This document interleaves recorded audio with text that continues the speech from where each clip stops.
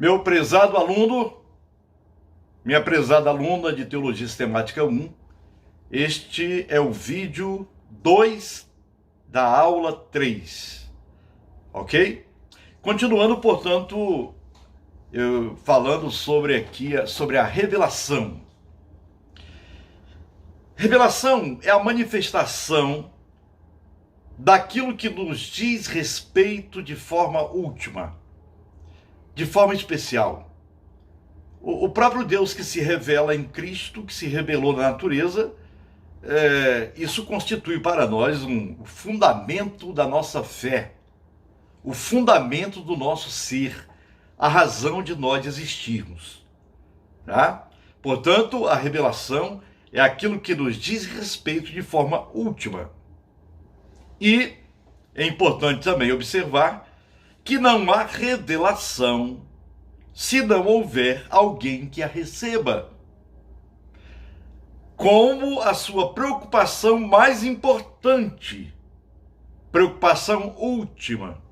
Isso mostra que existe uma correlação em relação ao Deus que se relaciona com a sua criação, e esta criação dá uma resposta ao Criador como força de percepção do agir da graça. Quais são os meios da revelação? A revelação tem meios. A natureza como meio de revelação. Não há realidade, coisa ou evento que não se possa tornar um portador do mistério, do ser, e entrar numa chamada correlação revelatória. Isso quer dizer que toda pessoa e toda coisa, tudo que existe, tudo participa deste ato revelatório de Deus. E não há diferença entre, por exemplo, uma pedra, tá vendo aqui uma pedra, e uma pessoa. Então eu represento uma pessoa. A pedra e a pessoa. No sentido revelatório não há diferença. Não há diferença entre uma pessoa e uma pedra em sua potencialidade de se tornar ambos, pessoa e pedra, né, portadores da revelação. Entretanto, aliás, entrando numa constelação revelatória. Portanto, a pedra simboliza, estou com a pedra, podia pegar uma árvore, mas a pedra é mais fácil. Achei num rio lá perto de Resende, e a pessoa, né? Entram ambos numa constelação revelatória. Mas há uma grande diferença. Aí né? Ambos são portadores da revelação, mas há uma grande diferença. Por exemplo, uma pedra, ela apresenta um número bastante limitado de qualidades que são capazes de apontar para o fundamento do ser, do sentido e do sentido. Para que serve uma pedra? Serve para construir, serve como esta pedra objeto de decoração, serve como arma, serve para um número limitado de coisas, tá certo? E uma pessoa? Ora, uma pessoa representa as qualidades centrais, por implicação, apontar para o mistério da existência. Deus nos criou segundo a sua imagem, de conformidade, de acordo com a sua imagem e semelhança. Portanto, o ser humano, ele é muito precioso. Ele apresenta muito mais qualidades que apontam para o mistério, que é Deus, do que, por exemplo, uma pedra. E a natureza, por mais bela que ela seja, não pode servir como base argumentativa para conclusões do mistério de Deus, do mistério do ser.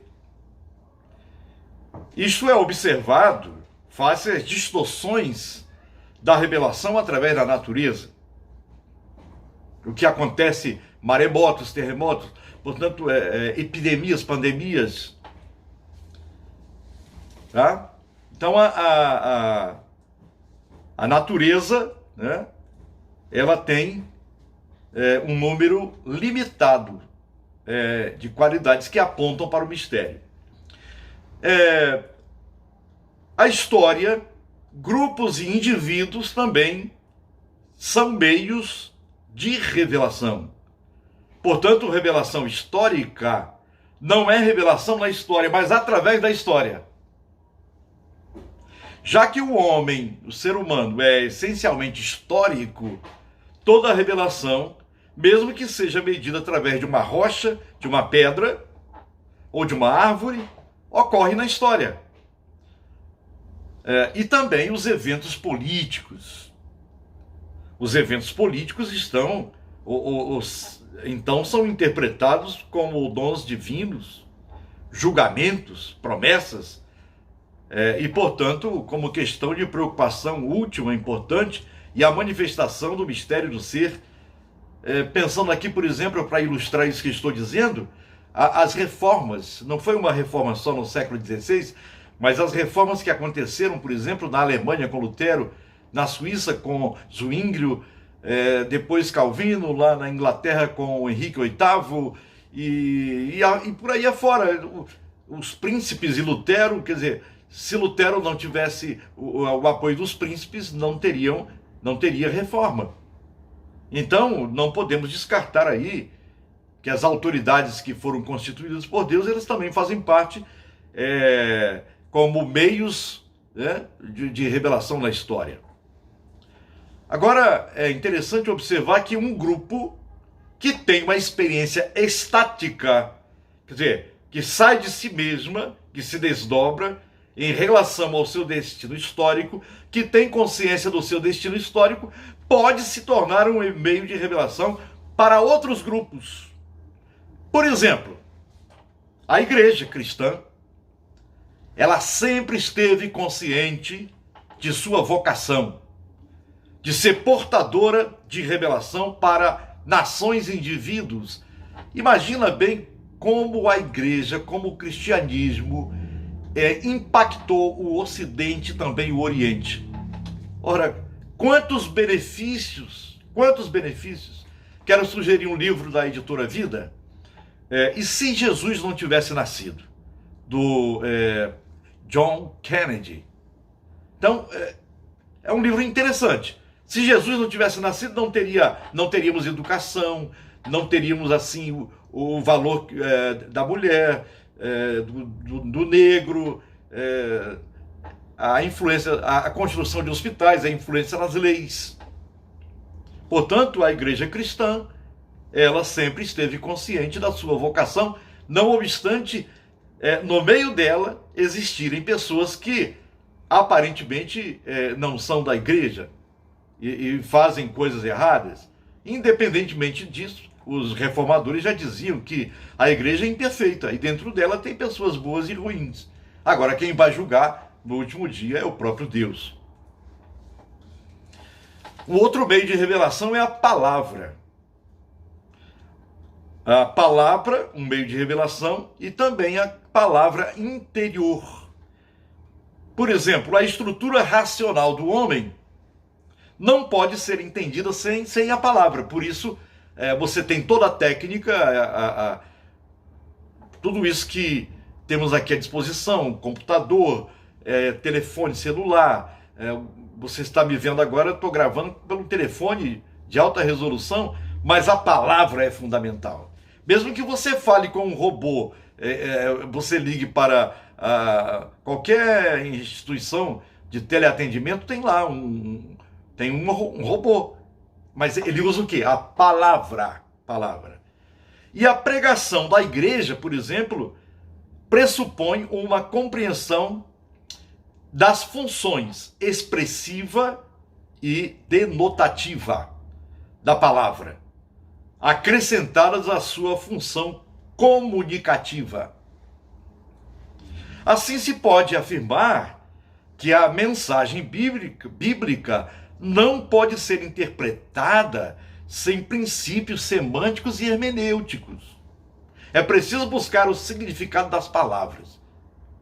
A palavra ela comunica a experiência autorrelacionada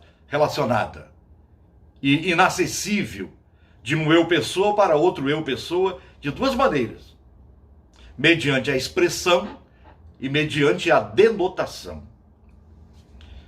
Vamos ver aqui o poder denotativo da linguagem.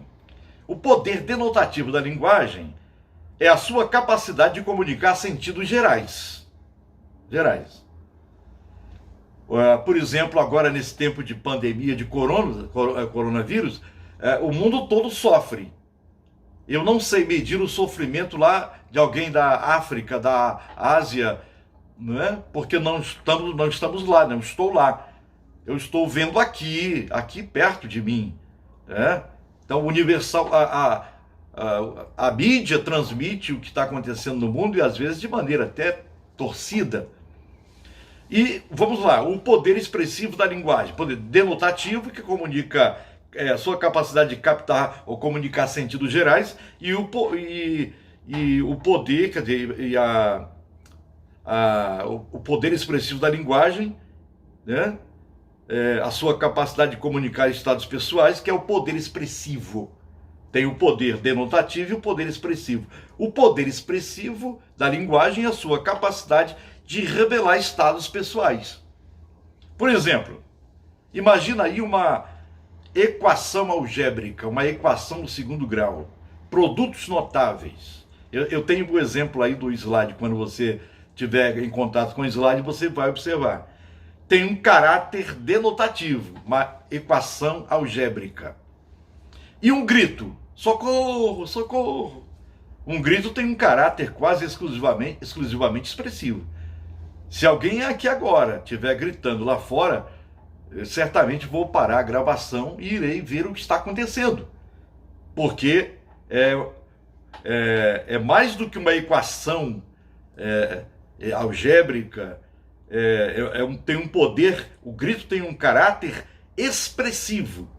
E aí eu quero fechar isso aqui, dentro dessas duas palavras, dizendo o seguinte: a maior parte da linguagem se move entre dois polos.